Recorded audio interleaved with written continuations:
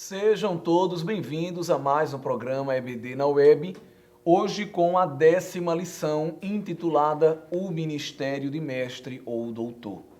Então, estamos aí avançando para a glória de Deus nos dons ministeriais e esse é mais um dos dons que Deus concede à igreja através do seu Santo Espírito.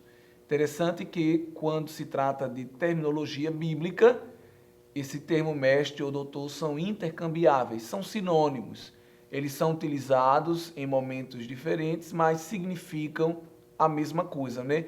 Diferente dessa palavra presente no vocabulário acadêmico, por exemplo, onde nós sabemos que doutor é um grau mais elevado do que mestre, né? Advindo dos programas de doutorado e mestrado. Mas aqui, no conceito bíblico, são terminologias sinônimas de alguém que possui uma quantidade e qualidade de conhecimento diferenciada e que utiliza isso, evidentemente, para a edificação da igreja. Algumas perguntas são feitas e são perguntas genuínas. A primeira delas, que se mostra muito interessante, é que tipo de conhecimento essa pessoa que exerce o dom de mestre ou doutor possui de maneira mais elevada. Seria um conhecimento secular? Seria um conhecimento de coisas espirituais? Seria um conhecimento puramente bíblico? Quando nós estudamos os dons espirituais de palavra de conhecimento, ou palavra da ciência, eu creio que isso ficou esclarecido quando nós aprendemos que pode ser a revelação de uma porção da palavra, pode ser a revelação de algo da vida, algo relacionado também ao mundo espiritual, e nós observamos que há um leque variado de revelações do ponto de vista de conhecimento que Deus dá ao homem. Então, quem exerce o ministério de mestre ou doutor, evidentemente, neste caso, vai exercer um conhecimento, na maioria dos casos, do ponto de vista bíblico. Não é negável que possamos receber uma capacidade dada por Deus, cognitiva, de aprender com mais facilidade as ciências físicas, químicas, biológicas, sociológicas, filosóficas e por aí vai. E associar isso como ferramentas também para o exercício do ensino, o exercício da explicação das Escrituras. Mas o dom, o ministério, o serviço de mestre ou doutor dentro do corpo de Cristo é veiculado maioritariamente no ensino das Sagradas Escrituras. Porque, evidentemente, que a igreja não se reúne para aprender de engenharia, para aprender de direito, para aprender de política. A igreja se reúne para ser alimentada pela palavra de Deus.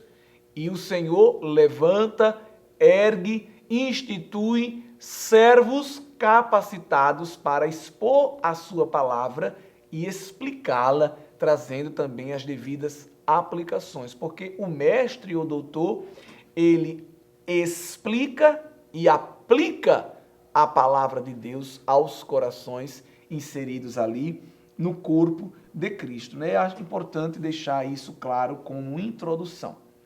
A segunda, a grande pergunta, o grande questionamento que também aparece no meio da igreja é se essas pessoas que possuem o título, ou melhor falando, a unção, o dom ministerial de mestre doutor, são exclusivamente aquelas que possuem cargos na igreja. E a resposta, evidentemente, é não. Deus pode conceder esses dons ministeriais a qualquer pessoa no seio da igreja.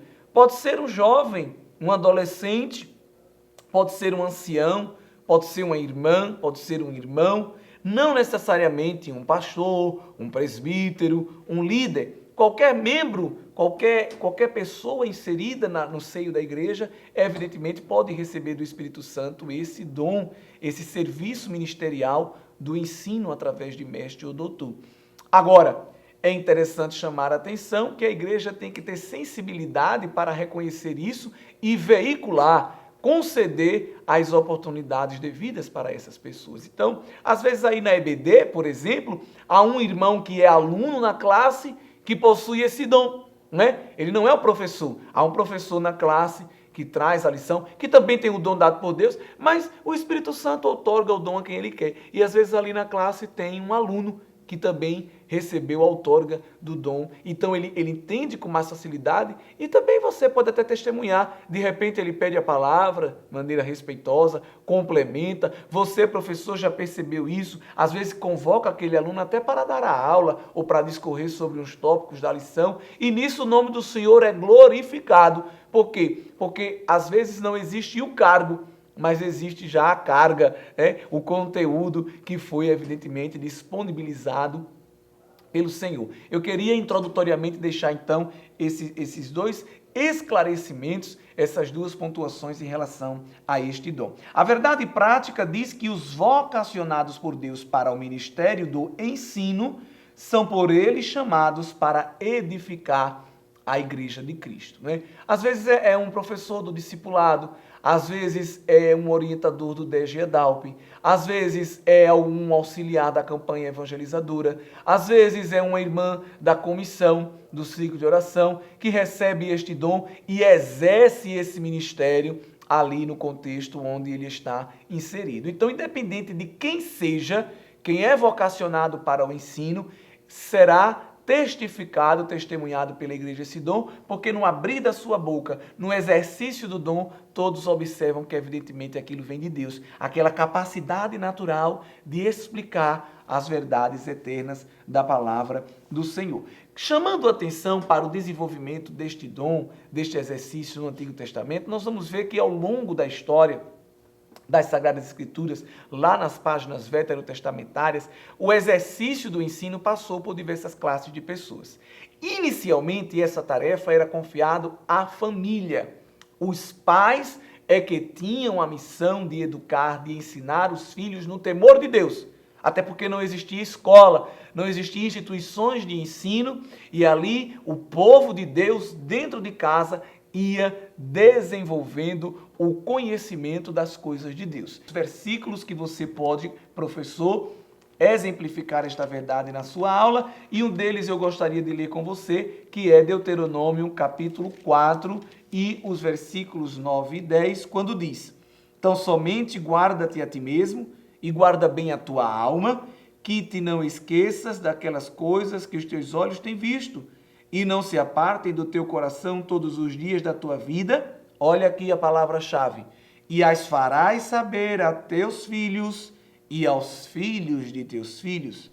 No dia em que estiveste perante o Senhor teu Deus em Horebe, o Senhor me disse: ajunta-me este povo, e os farei ouvir as minhas palavras, e aprendê-las-ão, para me temerem todos os dias que na terra viverem, e as ensinarão aos seus filhos. Veja como o processo de ensino-aprendizagem está bem esclarecido na mente de Deus, nosso Deus, né? Que ele mostra isso a Moisés, que quem ensina primeiro tem que aprender, né? Então Deus diz: olha, eu vou fazer aqui uma capacitação para os professores, que serão os pais, e depois eles vão reproduzir, eles vão transmitir, eles vão ensinar aquilo que eles aprenderam de mim, o Senhor. Não é que era a lei, era a sua palavra.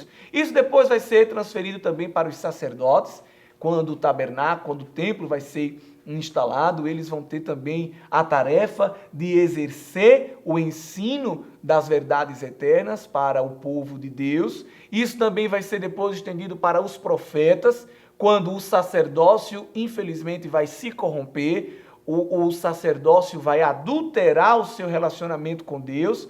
Nós vamos ver muito que os profetas vão ser levantados por Deus justamente para denunciar o pecado dos sacerdotes, que abriram mão de servir ao Senhor para servir a outros deuses, né, que se venderam a reis, se venderam a divindades, e esses profetas vão ser, então, levantados pelo Senhor para exercer a tarefa do ensino, porque Deus nunca fica sem testemunha. Deus nunca fica sem alguém para ele usar, não é?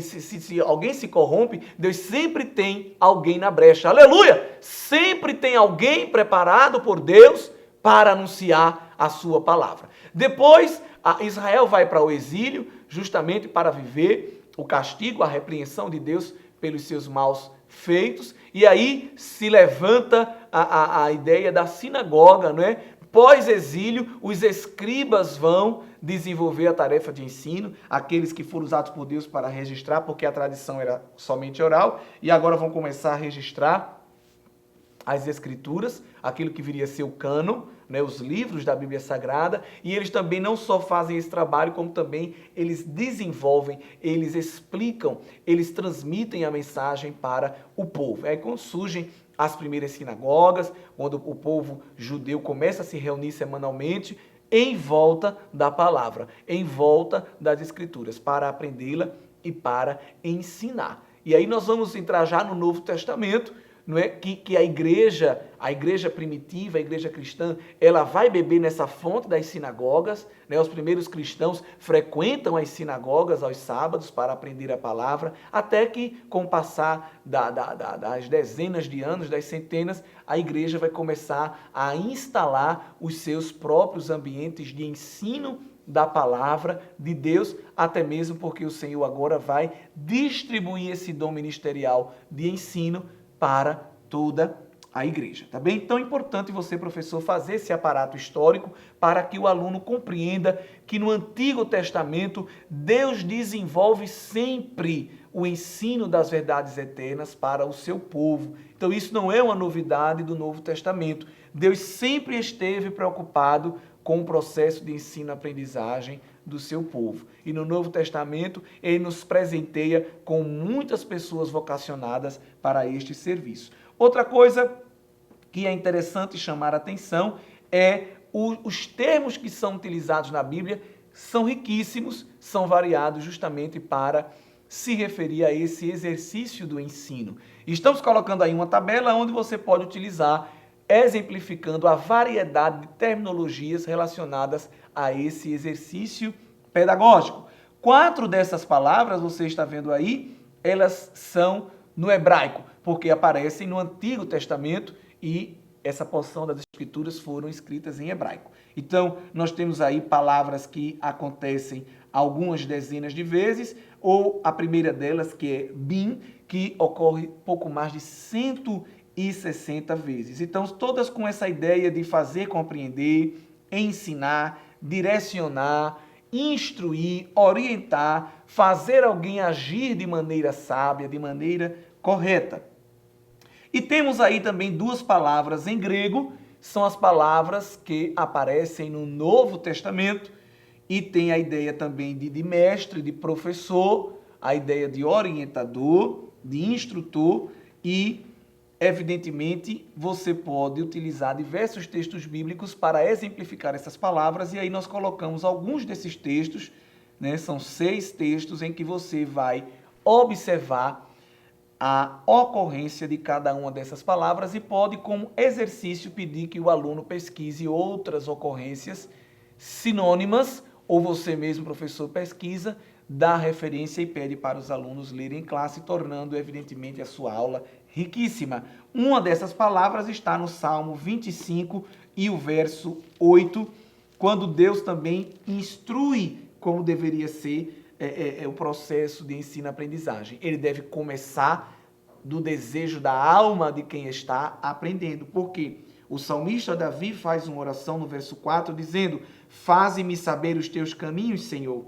Ensina-me as tuas veredas, guia-me na tua verdade e ensina-me, pois tu és o Deus da minha salvação e por ti espero todos os dias. É lindo que esta oração sincera e genuína do salmista, ela vai se repetindo e vai mostrando que Deus realmente é o instrutor, é o guia, é o grande professor de Israel. No verso 8 é dito que ele ensinará o caminho, no verso 9 ele guia e ensina, no verso 12 novamente aparece a ideia de Deus ensinando, assim também como no verso 14 que diz que o segredo do Senhor é para os que o temem e ele, Deus, lhes fará saber o seu conceito. Então no Antigo Testamento Deus vai aparecer como figura central, evidentemente, o grande ensinador que vai utilizar aquelas classes de pessoas que nós acabamos de comentar.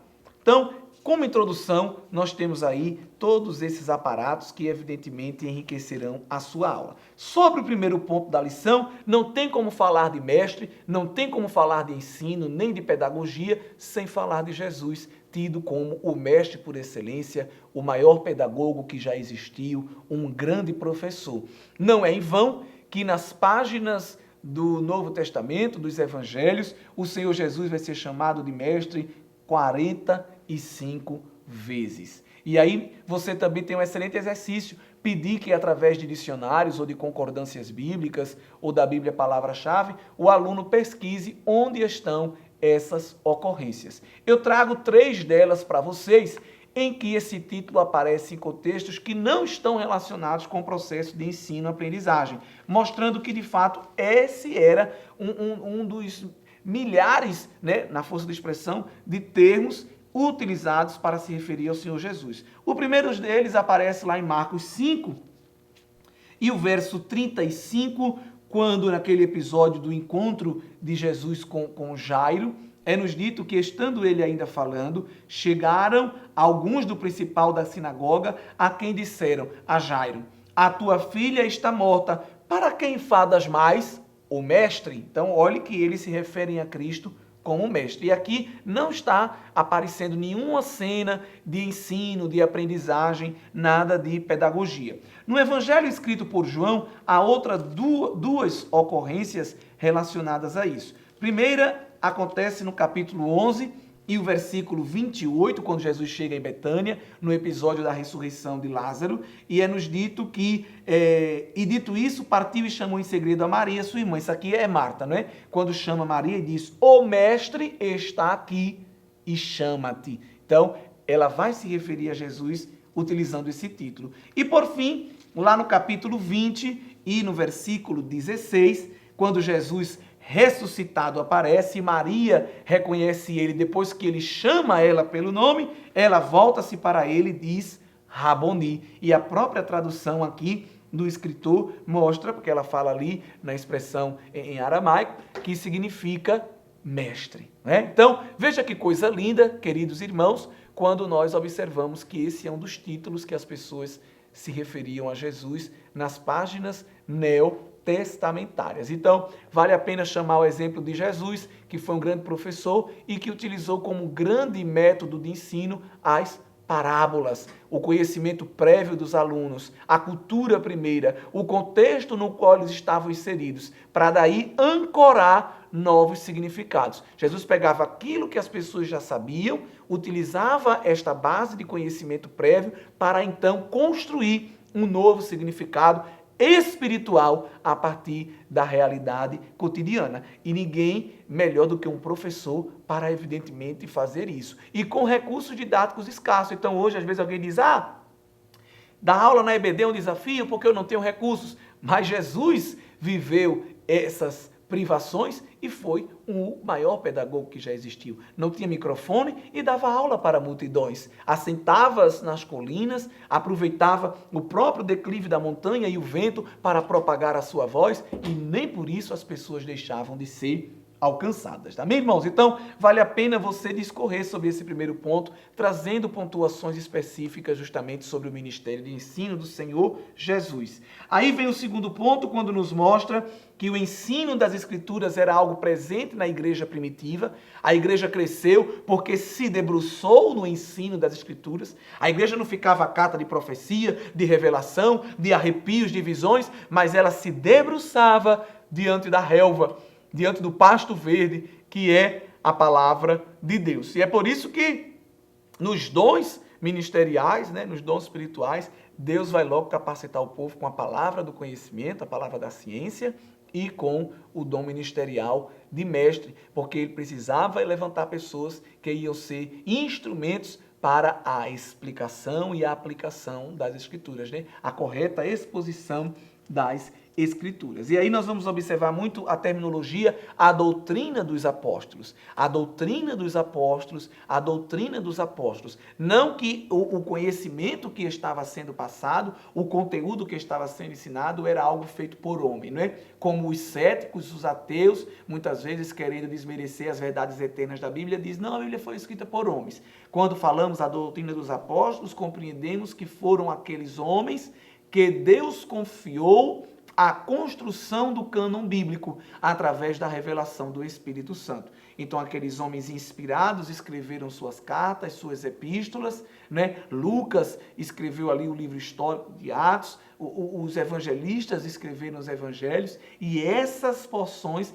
aliadas àquelas que estavam já impressas e expostas no Antigo Testamento, foram se tornando a base da igreja que caminhava nos primeiros séculos. E aí, quando se utiliza esse termo, a doutrina dos apóstolos, era aquele ensino são, genuíno, puro, que Deus confiou aos primeiros implantadores de igreja, e alguns daqueles dos quais andaram com o próprio Cristo no seu ministério terreno, outros como o apóstolo Paulo, que foi chamado depois de Cristo ser ressurreto, mas que receberam a referência, o respaldo, o gabarito de Deus para fazer a igreja caminhar no ensino das Sagradas Escrituras, e para a glória de Deus, essas porções permanecem até hoje e têm chegado até a igreja do milênio em que nós vivemos, não é, irmãos? Então, é importante chamar a atenção ali, por exemplo, no livro de Atos, quantos momentos nos é mostrado a igreja reunida aprendendo a palavra. Quantos momentos nos é mostrado o apóstolo Paulo, quando chegava de viagem, a primeira coisa que ele ia fazer não era ir para um spa, descansar, não era ir para um restaurante, comer, não era ir conhecer os pontos turísticos da metrópole. A primeira coisa que ele fazia era ir ao centro, ao ambiente de ensino, para simplesmente pregar a palavra de Deus, anunciar as verdades eternas. Por fim, nós temos o terceiro e último ponto, que fala sobre a importância do dom ministerial de mestre. E aqui vale a pena uma exortação, aqui vale a pena uma recomendação para a igreja atual. Uma igreja que, evidentemente, é enriquecida de recursos materiais, muito além da igreja do primeiro século, né? Hoje nós temos Bíblia de estudo de toda cor, de todo tamanho, de todo tipo. Tem Bíblia da mãe, Bíblia da vovó, né? Bíblia da mulher que ora, Bíblia da mulher que canta. Não desmerecendo, claro que não. Mas temos Bíblia em todos os tipos de formatos, para carregar no bolso, para carregar na bolsa, para carregar na mão, não é? Nós temos enciclopédias bíblicas aos milhares, comentários bíblicos de todas as correntes. Temos, evidentemente, livros que nos ajudam a desenvolver uma boa hermenêutica, uma boa exegese, desenvolver uma boa homilética, né? A arte da pregação, não só livros, né? Além dos artigos periódicos aí das grandes revistas teológicas, temos também os grandes programas de ensino, tanto de teologia, como programas avançados de ministérios, programas de estudos avançados na interpretação das Sagradas Escrituras, da teologia sistemática. Temos programas até acadêmicos para a pregação, para a homilética, para missões, e aí vai, o cardápio é grande. Então, a igreja hoje tem softwares avançados. Antigamente você tinha que pegar uma Bíblia e ficar lendo concordância por concordância. Hoje você tem um software, baixa no seu desktop, baixa no seu smartphone, digita lá qual é a palavra que você quer, aparece todas as ocorrências, aparecem as ocorrências no hebraico, no grego, os correspondentes, você faz a ligação, você vê quais são os sinônimos, você pode hoje, através de qualquer aplicativo, saber quantas palavras tem na Bíblia, quantas frases, quantos versículos, quantos capítulos, quantas vezes ocorre o nome tal. Então, evidentemente que as ferramentas, não só relacionadas à Bíblia, mas os cursos superiores, os cursos técnicos, né? todo o aparato que nós temos para aumentar o nosso arcabouço literário e cognitivo, o nosso conhecimento, não só de Bíblia, mas das coisas seculares, é infinitamente grande. E a cada dia surgem novos cursos, novas obras, novos autores, e você se sente impotente de não alcançar e não acompanhar tudo aquilo. Mas o mistério de Deus, a soberania de Deus está não nisto, mas a parte disto, Deus ainda levantar homens e mulheres que têm as suas leituras, que sentam para ouvir, mas que possuem uma porção espiritual de Deus, através do seu Santo Espírito, lhes confiar uma didática, de maneira que a pessoa consegue transportar aquele conteúdo, muitas vezes tido por complexo, para o povo de Deus de uma maneira mastigada, esmiuçada, de uma maneira muito bem descrita, que as pessoas ficam maravilhadas e o nome do Senhor é glorificado. É importante chamar a atenção que Deus não levanta o mestre com o dom na igreja para ele ser uma autoridade que fala, mudando até a voz, com tanta eloquência que as pessoas ficam abobalhadas ouvindo e não entendem nada. Não, isso aí não é dom de mestre. Porque o ministério de mestre, quando ele fala, as pessoas entendem. Então, a gente, às vezes, deturpa a visão e a ideia do que é de Deus e do que não é. Uma pessoa que tem muita leitura, muito conhecimento, vocabulário rico, esse aí tem um dom de mestre. Não necessariamente. O checklist, né, a prova, o termômetro que vai nos permitir saber se ali está sendo operado o dom de mestre ou doutor ou não, não é a quantidade de palavras difíceis que a pessoa diz, mas a maneira como ela transmite e o efeito final da sua exposição. Que a lanterna se acende, as escamas dos olhos do ouvinte caem e diz, agora estou entendendo. Poxa, há tanto tempo que eu estudei isso e nunca percebi, nunca entendi. É gostoso ouvir um mestre falar, não é enfadonho, não é cansativo. Não, porque a palavra de Deus gera vida. Aleluia! A palavra de Deus gera transformação, gera movimento espiritual. Então, se o mestre está ali divagando em altos assuntos, em conceitos elevados, e você está voando, evidentemente que ali não está operando o Espírito Santo de Deus, mas o conhecimento humano em si. E o conhecimento humano em si é enfadonho. Mas quando é o Espírito de Deus, verdades eternas, tidas por complexas, são discorridas com facilidade e com fluidez. Né? Então, há uma coisa muito interessante, um teólogo chamado Redon Robson, que diz que o dom, o exercício do ministério de mestre ou doutor é a comunicação de um conceito bíblico derivado de um estudo histórico, gramatical e literário de uma passagem bíblica em seu contexto, a qual o Espírito Santo aplica primeiro ao expositor, para que por meio dele também seja aplicado aos seus ouvintes. Outro problema, são mestres, são doutores que ensinam, pregam e expõem conceitos e verdades que nem eles mesmos creem. Então, aí o Espírito Santo não opera.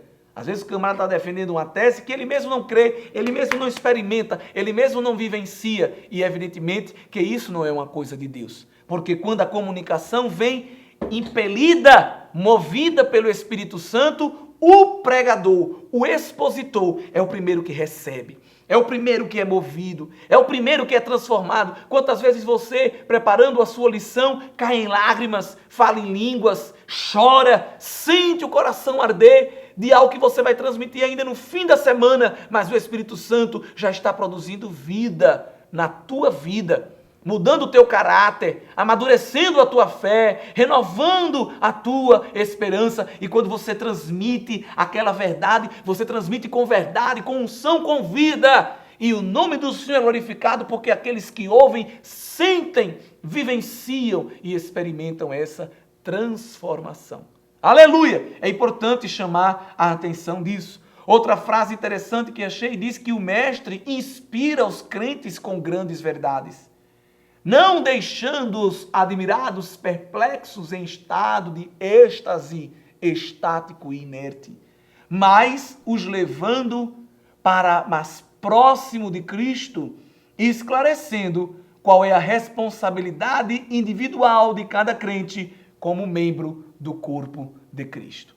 Então, o verdadeiro mestre, o verdadeiro doutor, que é levantado por Deus como um dom para a igreja, ele lê, ele pesquisa, ele passa horas meditando, ele vê o grego, o hebraico, o aramaico, pesquisa o inglês, o espanhol, o alemão, o francês, todas as áreas, disciplinas da teologia sistemática, desenvolve o seu melhor, mas ele rega, aleluia, ele aduba, ele nutre, ele hidrata todas essas ferramentas com a porção do Espírito Santo de Deus. E aí, vidas são alcançadas, o nome do Senhor é glorificado e ninguém fica divinizando, nem como um fã-clube idolatrando o mestre ou doutor, mas transfere-se direta e automaticamente a glória para Deus e seguimos a vida alimentados com a sua palavra. Tendo como texto áureo, então, Romanos 12, 6 e 7, me despeço de vós, dizendo que de modo que tendo diferentes dons, segundo a graça que nos é dada, se é ensinar, haja dedicação ao ensino. Você sabia que a Livraria Arca Missionária vai até você? Pois é, para sua melhor comodidade, sua livraria agora dispõe dos serviços de entrega. Tudo isso para que você, amigo leitor, desfrute de boas literaturas sem sair do conforto da sua casa. Entre em contato conosco através do nosso WhatsApp 81982867808 ou através das nossas redes sociais. Livraria Arca Missionária, cada dia mais perto de você.